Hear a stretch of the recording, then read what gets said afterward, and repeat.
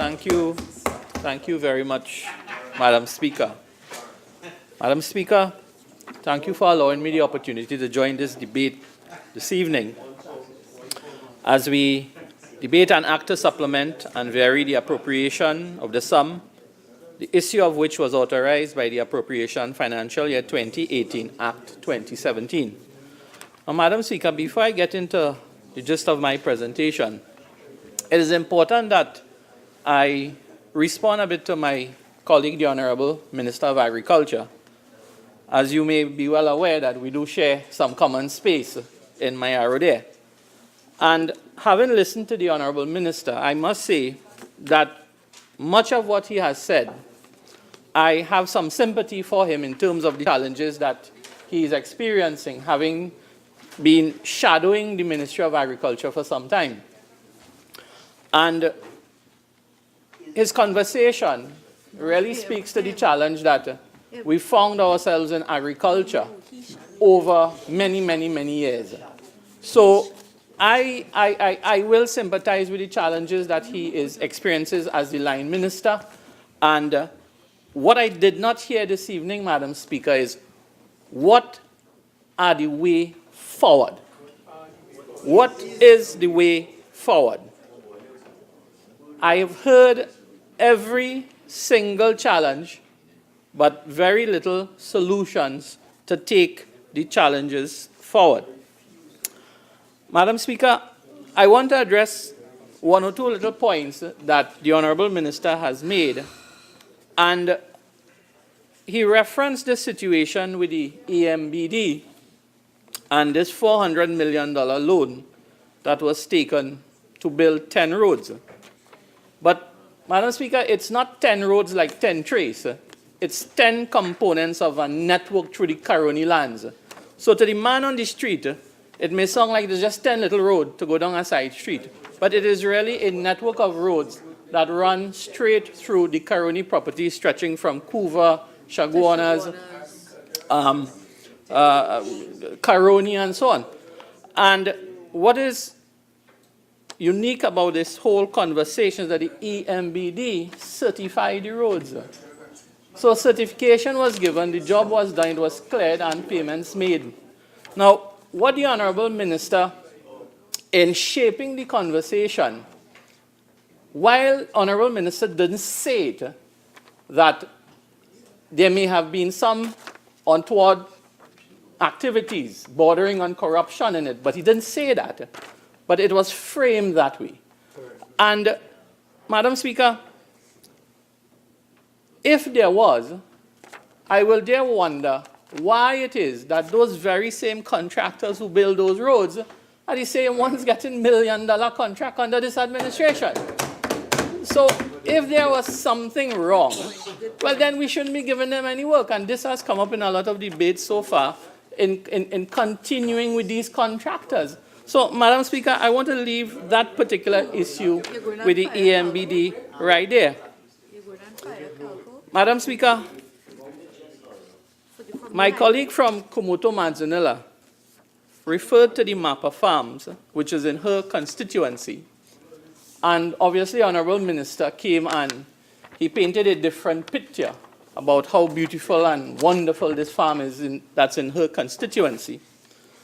But what is worth noting, Madam Speaker, and I bear no bone with the Honourable Prime Minister, but what was instructive is that he visited, Honourable Prime Minister visited the Mapa Farms, and shortly after that visit, Madam Speaker, it may have been coincidence.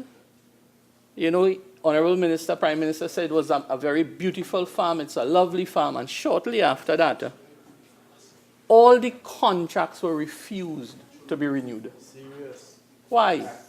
After you had the Honourable Prime Minister come and talk about how well kept and well designed, and all, I mean, he was there playing with the animals, the children, and so on, only to have the contracts stopped shortly afterwards. Madam Speaker, and somewhere in the conversation, all of a sudden, the whole conversation about diseases on the farm came up. And based on that, the Marker farms have taken a downswing based on that. So it's just instructive that this has happened shortly after the visit of the Honorable Prime Minister. And taking that into consideration with the whole conversation around diseases, it's instructive that, the St. Augustine nurseries as well have been afflicted with this disease. But it is very strange that the conversation around disease plants in these oranges, it came up just when the conversation about houses to be built in this area as well. So, Madam Speaker, to the man on the street who is listening in, it will really, put them in a position to think, well, hey, how come, why? We know how, electioneering processes happen. And, I thought it was instructive that this conversation around diseases and these plants all of a sudden comes up at this particular time. But, Madam Speaker, that is how it is. We will continue to fight for the man on the street, the farmers, as we know best. And we will do what we have to do as a loyal opposition, Madam Speaker. Madam Speaker, I had to laugh when the Honourable Minister of Agriculture poked a little fun about the issue of substituting wheat for cassava. And, I got the feeling that, his view that the cassava could not work with, is not a good option to mix the wheat to make your flour. But yet, we had the Honourable Prime Minister, at some point in time, was championing the whole issue of cassava, having given advice to an audience of how to maintain and clean and cut up the cassava and so on. So, the Honourable Minister really made some points there. And as I said in my opening, Madam Speaker, I understand the challenges because I have been shadowing the ministry, I have seen it, and I know it's a historical problem. But I just needed to touch those 4 areas before I start my presentation. So, Madam Speaker, 32 months have gone in this administration, and Trinidad and Tobago is in a real state of paralysis. Paralysis that was brought on by a political campaign in 2015 that used fake news, empty promises, character assassinations, all in a pillau of untruths and duplicity, Madam Speaker. Yes. And that is what this country has not been able to get itself out. They have not been able to bootstrap its way up since 2015, Madam Speaker. Madam Speaker, Trinidad and Tobago has lost its position, its reputation, its stature in both the international and regional arenas. And the recent challenges, fumblings that we had at our foreign relations level, it has really put us in a very bad state in terms of our international position, Madam Speaker. Madam Speaker, in 32 months, Trinidad and Tobago is but a glimmer of the star which we once were. In 2015, this administration, they rode into government on a high horse full of promises and expectation. 32 months later, $150 billion spent, and we have very little to show for it, Madam Speaker. Madam Speaker, you have to look hard to find what would have been done with this $150 billion. So we come here today, Madam Speaker, to give another $230 million on top of that. And we have no choice other than to sit, as when you go cinema, in the balcony and to watch the slashing and burning of an additional $800 million in our developmental capital to continue perpetuating this administration's empty vision while crashing this gem of a country that we call Trinidad and Tobago, Madam Speaker. Madam Speaker, it is impossible, or rather it's important, that we must take a look at Trinidad and Tobago in the wider world. And I just want to pinpoint briefly that at the end of 2017, the world, the global economy was on an upswing, Madam Speaker. It was doing better than forecasted. It was due primarily to an upswing in global investments, manufacturing, and trade as well, Madam Speaker. And this spread throughout the Eurozone, Latin America, and right here in the Caribbean as well. Madam Speaker, our tourism-dependent economies in the Caribbean here, there was an estimated growth of 2.2% in 2017. Commodity exporters, those islands that export commodities, growth was projected at 1.4%, up from minus 3.3% in 2016. So, Madam Speaker, if we as a country is sitting in a global connected climate, why did everybody move forward and we haven't moved at all? So something in terms of the policy direction of this administration has stagnated us, Madam Speaker.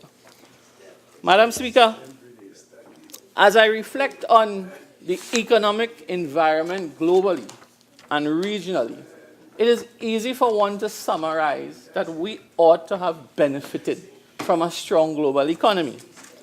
But that has not been the case, Madam Speaker. You know, there's an old saying, you never looked a horse in its mouth.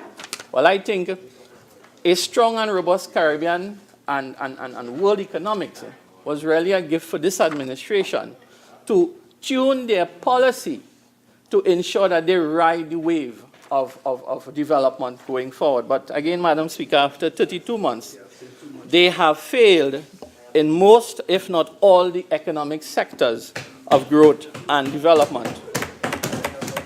Madam Speaker,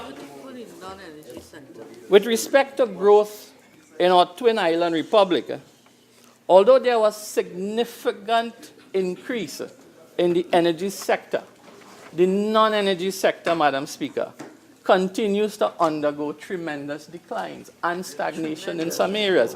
Construction, manufacturing, distribution. And what is unique about these three areas, Madam Speaker? Compared to the energy sector has a very low amount of job opportunities. Whereas the other three areas mentioned that falls in the non-energy sector, they are the highest employers, Madam Speaker. So when you have these areas being stagnated, you find that you now have problems in terms of a ramping up of the unemployment rate in this country, Madam Speaker. Madam Speaker, our country's balance of payment as well has a current negative position of over $600 million. I know this government started in 2015 with the concept of diversification, the conversation around diversification, alternative food import arrangements and so on. But still, we are still importing more than we are exporting, Madam Speaker. And that is something that we have to address. Our net official reserves as of the end of December 2017, we are at $8.3 billion, which is just around 9 months of cover, Madam Speaker. Madam Speaker, in the Minister of Finance contribution today, he did speak heavily in terms of the prowess and the return of the strengthening of our energy sector. And there is, in the supplementation, Madam Speaker, today, there's $100 million that is being transferred to the Ministry of Energy. And over the last 2 years, Madam Speaker, in this House, I have had to sit here and listen about how the UNC and the People's Partnership did nothing to develop the energy sector from 2010 to 2015. And I take a particular interest in this, Madam Speaker, because I've worked in the sector. I've worked in the sector for some time, and I was aware of a lot of the issues in the sector as well. Madam Speaker, if you would allow me just to take 2 minutes to just describe what is called a time event horizon in the energy sector.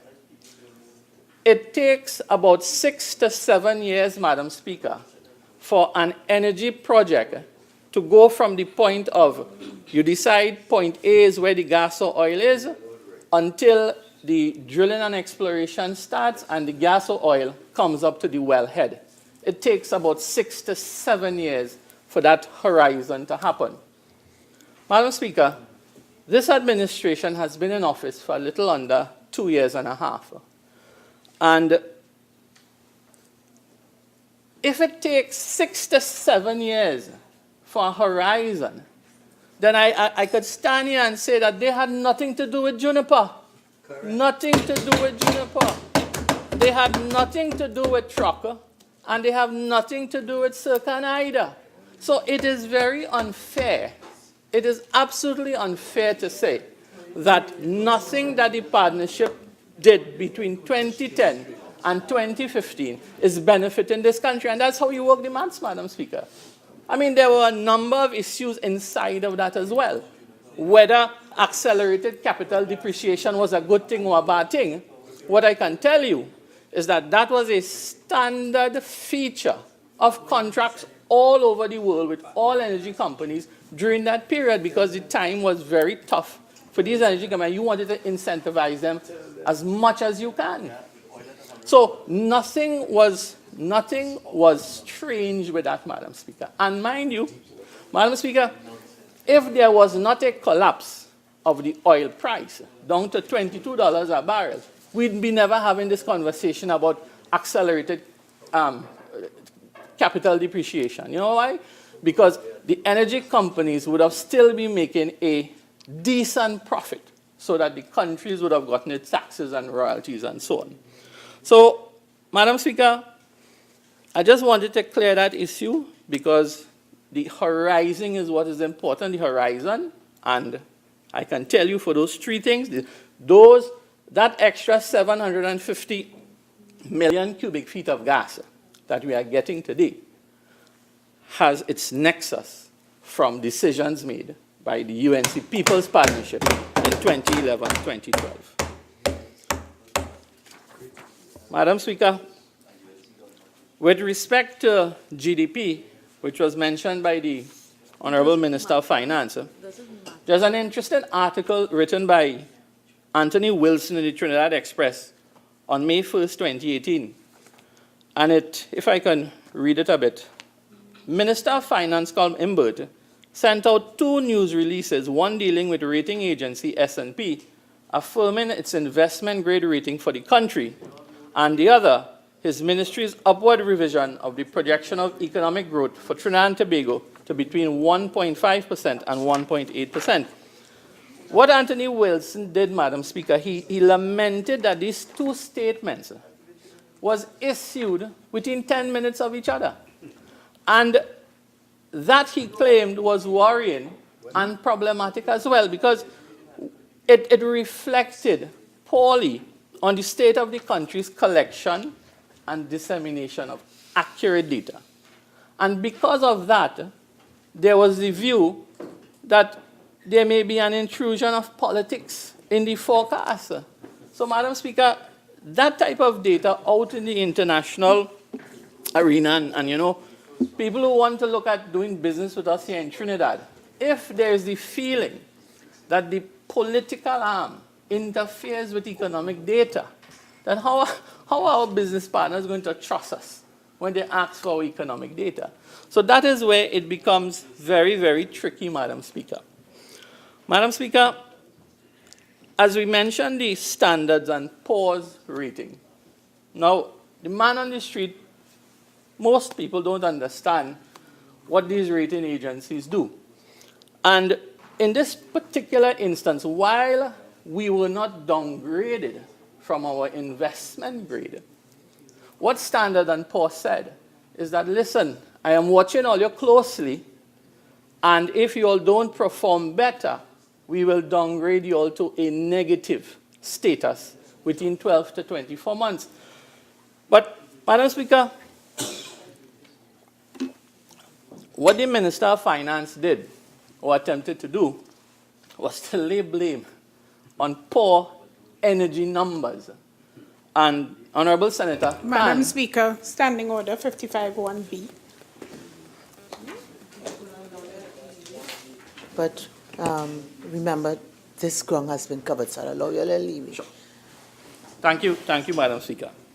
I just wanted to make the point with the Standards and Poor, Madam Speaker, that because the data, the incorrect data that was sent was not the reason why we were put on this negative outlook. And how this system works, Madam Speaker, is when these technocrats come down, what creates that position is the conversation with the finance minister and his technocrats. And if they cannot convince these technocrats from Standards and Poor that our policy is strong, then they are not convinced. They are going to put us on this watch list. So, Madam Speaker, Madam Speaker. Ignore them. You talk. Honourable members, I would like to hear the contribution. I'm sure somebody else, when they get up to respond, will then say whatever you all would like to say. Please continue. Thank you, Madam Speaker. Yes, so Standard and Poor's, their conversation really is, what are you doing for your non-energy sector? That is what they ask. That is what they will ask. Because they have been observing the energy sector. I mean, they have not been asleep, right? So they know what's happening. But we have to convince them that our policy direction in the non-energy sector is what is going to reposition Trinidad and Tobago to be a strong economy. And clearly, the government, led by the finance minister, was not able to do that, Madam Speaker. Madam Speaker, the Honourable Minister of Finance spoke about the Heritage and Stabilization Fund being the highest it has ever been at $5.9 billion US. And the Honourable Minister stopped short of saying openly that he is the cause for that, that good policy and good decision making has caused that.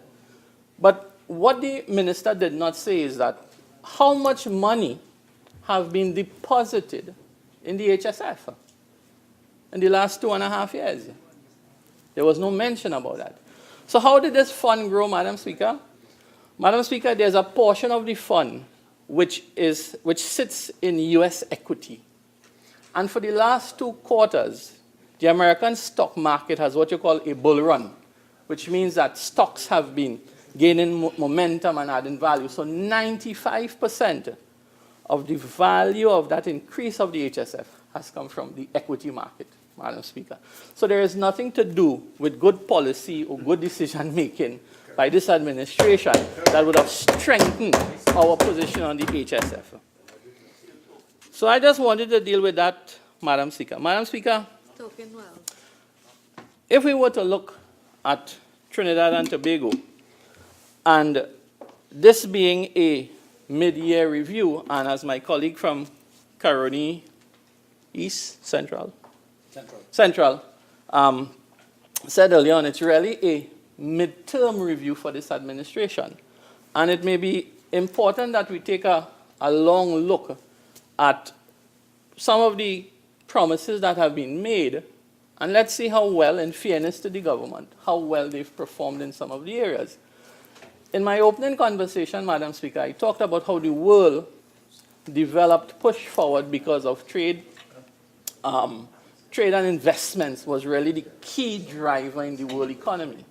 So I'm of the view, Madam Speaker, that trade and industry is a critical component of our economy today to drive, especially the non-energy sector. We need to pay specific attention to all the arms of trade and industry and strengthen it where necessary. But it is instructive, Madam Speaker, that in the supplementation and variation, trade and industry did not receive 1 cent in that variation. So I was a bit concerned that, taking note of the importance of trade and industry and all the arms that fell under it, I felt some sort of push in terms of the variation, the supplementation, should have been very, very important to put into the system today. So Madam Speaker, I want to talk a little bit about the Exim Bank. The Exim Bank has been bandied about for the last couple months since the budget speech last October. And this $100 million fund, which is supposed to be the savior for our manufacturers and perhaps a savior for the country in terms of its diversification drive.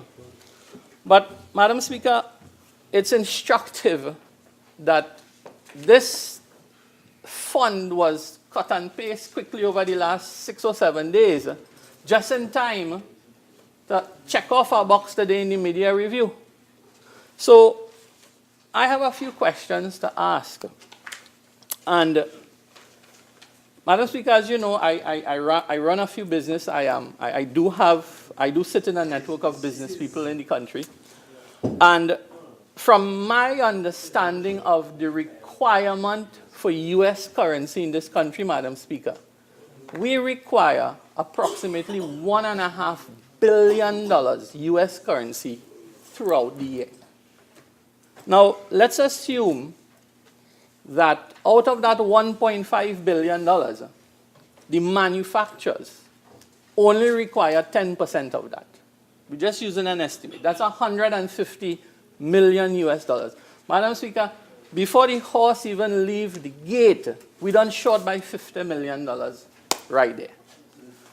Let's assume It's not enough. only 20 manufacturers qualify for that fund. It's a little drop. You end up with every manufacturer accessing, if there is an equity position, 5 million US, which gives each one of them a little under 500,000 US a month. Now, Madam Speaker, the manufacturers who have to be competitive to really drive our economic return, I don't feel that 450,000 US a month is enough for these guys. Exactly. So I question whether enough thought went into this whole issue around the Exim Bank. So, Madam Speaker, so the questions that are being asked right now is, which manufacturers will get access? And in what quantum, and then who gets priority? And these are real questions that they're asking. Madam Speaker, what is preventing a manufacturer Why are you so... from drawing down in the Exim Bank funds Exactly. and then going back to the office and call the commercial bank and say, look, I want my money? So what are we doing to prevent double dipping? What are we doing to prevent double dipping in both the Exim Bank and the commercial banks? Have we put anything in place to prevent that? Madam Speaker, will the fund be available to existing manufacturers, or would new companies be allowed to tap into the fund? If the fund is available to existing companies, would they have to meet a minimum export level in order to get access to the funds, Madam Speaker? Madam Speaker, will those manufacturers who are using indigenous raw material be given preference over those who have to import material to make their goods, Madam Speaker?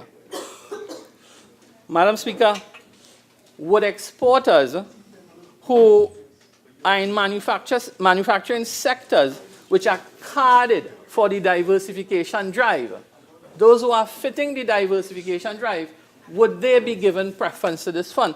And Madam Speaker, these are all real questions that I don't think have been answered either in the public domain. It wasn't mentioned today by the Honorable Minister of Finance, and perhaps in his wrapping up, he may mention some of that. Madam Speaker, as we stay with the Exim Bank for a couple minutes, the bank, the fund has been given to the bank, or it's going to be given to the bank. But normally a bank would be able to push through an additional 25% over their capitalization as an acceptable risk. the question is, has the Exim Bank been capitalized to manage that? Madam Speaker, what about the bank's HR capacity? Do they have the financial and technical expertise? Honorable Member for Miaro, your original 30 minutes are now spent.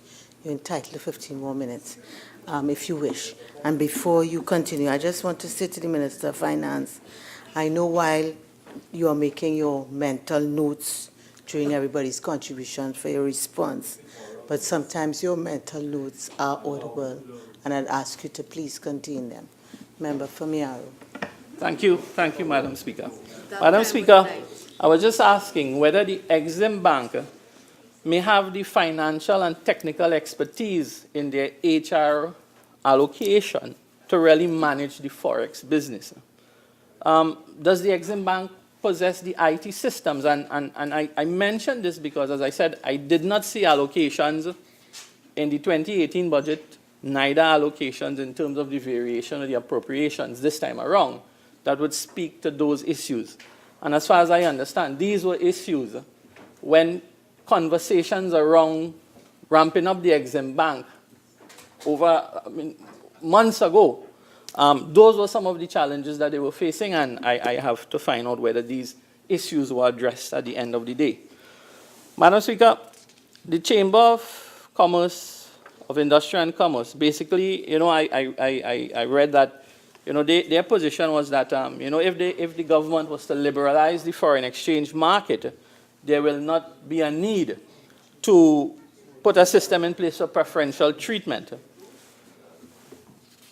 Madam Speaker, another issue that was raised by the Finance Minister, he spoke about the low inflation rate that we experience in this country. And again, the minister boasted in a way as if it was a policy, good planning, good job by this administration that has us in a low inflation rate position.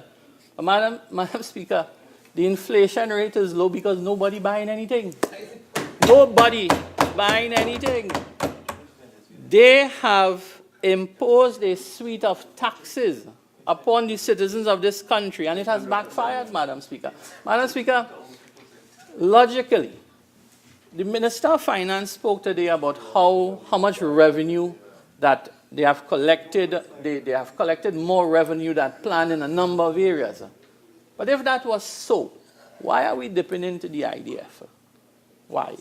It means that these revenue generation systems have failed. They have not been able to collect the revenue that they were hoping for. So the systems have failed. The policies that they have put in place have failed. Madam Speaker, the mere fact that the IDF had to be harvested, I will not use the word raided, but harvested to fill the gap in recurrent expenditure, it means that their revenue generation measures have failed. Madam Speaker, in our situation here in Trinidad and Tobago, low inflation is a signal of economic problems because it is associated with the weakness in our economy right now, Madam Speaker. Madam Speaker, unemployment is high, consumer confidence is low, people and businesses are less willing today to make investments and to spend on consumption.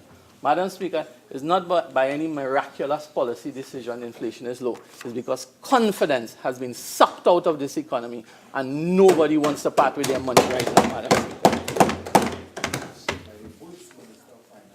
Madam Speaker, in the few minutes that I have left, I want to just talk a bit about my constituency and a bit how development and IDF can work to ramp up our GDP capability in this country. And my arrow is poised. If somebody only pays attention to my arrow, we can do a lot for Trinidad and Tobago, Madam Speaker. Madam Speaker, I want to speak about our Galeota Port Facility. The Galeota Port Facility has a phase 2 component where the harbor is to be dredged to allow for deep hull vessels. Madam Speaker, if the phase 2, Galeota Point is an active economic zone already compared to what we want to do at Toko and so on. And I'm not saying we shouldn't do it, but Galeota is already an economic zone. If we were to dredge and get phase 2 going, you know what happens, Madam Speaker? Our port in Galeota will be able to accommodate Panamax Class 2 shipping vessels coming across the Panama Canal. And we could start a whole new maritime sector in Galeota Point. We can create jobs in terms of chandlering, welding, repairs, navigation, just the supporting of these vessels, Madam Speaker. And Madam Speaker, the uniqueness about Trinidad is that we are the last jot of land that any vessel coming through the Panama Canal, there's an opportunity to touch base in Trinidad before they head to Europe or head to Africa, Madam Speaker. So, Madam Speaker, when we are looking to take money from our IDF, I mean, there are so many competing areas, but I can tell you Galeota Point is an active economic zone, and it is waiting to get that sort of investment to help move Trinidad and Tobago forward, Madam Speaker. Madam Speaker, our tourism sector. Our tourism sector. Mayaro is so well suited for development for years, Madam Speaker. All the other tourism areas have gotten heavy investments, Maracas being one of them. Madam Speaker, when you look at the fact that we have 17 miles of beaches, we have a natural eco-tourism zone in terms of our swamp, our rivers. We have 2 FIFA-class sporting grounds for international sports matches, Madam Speaker. Madam Speaker, we have a mix of industries. We have, restaurant, hotel. We have agriculture. There is so much in terms of community tourism, in terms of what you call the ABCs, the abiotic, biotic, cultural components of tourism, Madam Speaker. All it really needs is a bit of focus. And I remember early on in my tenureship as the MP, I asked a question, why are funds not being given for tourism in Mayaro? And I was told that the funds go to the regional corporation. And for the last 2 years, Madam Speaker, the regional corporation has not received any funding under the tourism head. So, Madam Speaker, if we were to be serious on how we can drive our local economic development, that is just about 2 areas. 2 areas that if we spend some time and energy, we can drive a new platform for development in that constituency. Tourism could be a new platform for entrepreneurship, for small business. We can sap up quite a bit of the young unemployed people that we have. And the beauty about geotourism or community tourism, Madam Speaker, you don't need MBAs. It's a product where the market comes to the product. The product doesn't have to go to the market, so you don't have to ship it. And you don't need to have MBAs to sell your product. We are a beautiful people. We are a fun-loving people, Madam Speaker. And community tourism, that can allow us to learn, to train our people in the whole area of services, so we can then attract an international market. So, Madam Speaker, thank you very much for the opportunity to bring this short contribution this evening to this House. And I continue to wish the government well. I have no intention to see them fail, because when they fail, we all fail. I just want them to make the right decisions going forward. I thank you, Madam Speaker.